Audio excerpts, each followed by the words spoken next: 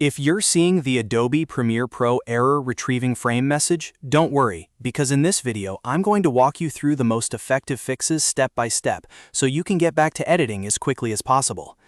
This problem is usually caused by media cache issues, GPU rendering conflicts, variable frame rate footage, low disk space, or a corrupted clip in the timeline. The good news is that most of the time you can fix it without reinstalling Premiere Pro or losing your project. And before we jump in, if this tutorial helps you out, please hit the like button and subscribe for more practical editing tutorials just like this one. It really helps the channel, and it means a lot. Alright, let's start with the first fix, which is clearing your media cache. This is one of the most common solutions because Premiere Pro stores temporary files that can sometimes become corrupted or outdated. To do this, go to Edit, then Preferences, and then Media Cache. In that window, click Delete, and make sure you choose Delete All Media Cache Files. Once that's done, confirm the action and let Premiere Pro clear everything out. After the cache is deleted, restart Premiere Pro and open your project again. In many cases, the error retrieving frame issue disappears right away because the software rebuilds fresh cache files. If the problem is still there, move on to the next step, which is switching the renderer to software only. To change this, go to File, then Project Settings, and click General.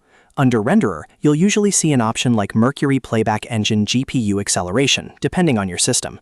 Change that to Mercury Playback Engine Software Only. This forces Premiere Pro to use your CPU instead of the GPU, which can help if the frame error is being caused by graphics driver issues or an incompatible effect. Now test the timeline again. If the error clears up, then you've probably found the source of the issue. If not, the next thing to check is whether your footage uses variable frame rate, especially if the clip came from a phone, screen recording, or a downloaded source. Variable frame rate files are a very common cause of frame retrieval errors in Premiere Pro because the frames are not spaced consistently. To check this, right-click the clip in Premiere Pro and choose Properties. If the clip behaves strangely or came from a mobile device, there's a good chance it's VFR footage. The best fix is to convert it to constant frame rate using a tool like HandBrake. Open HandBrake, import the problematic video, and set the frame rate to constant. A common approach is to use a quality setting around 23, then export the file and re-import that new version into Premiere Pro. This often solves playback and rendering errors that happen during scrubbing or exporting. Another important fix is to make sure your drive has enough free space. Premiere Pro needs room for cache files, previews, and temporary rendering data. If your project drive or media cache drive is nearly full, Premiere can start throwing random errors, including error retrieving frame. As a rule of thumb, try to keep at least 10 to 20 gigabytes of free space on the drive where your project files and media cache are stored. If needed, clear out old exports, move large files, or change your scratch disk locations to a drive with more space. This simple step can make a big difference. Now, let's talk about the red frame in the timeline. If Premiere Pro is pointing to a specific frame or section, that clip or effect may be the exact source of the issue.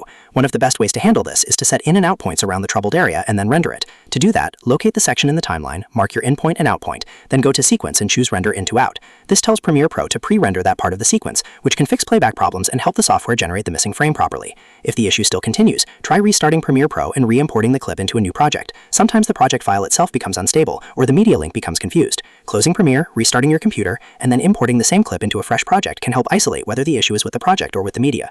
Another great workaround is creating proxies. If the file is heavy, high resolution, or just difficult for your system to handle, proxies can make editing smoother and reduce frame errors. To do this, right-click the media in the project panel, choose Proxy, and then select Create Proxies. Premiere will generate lower resolution versions that are much easier to edit with.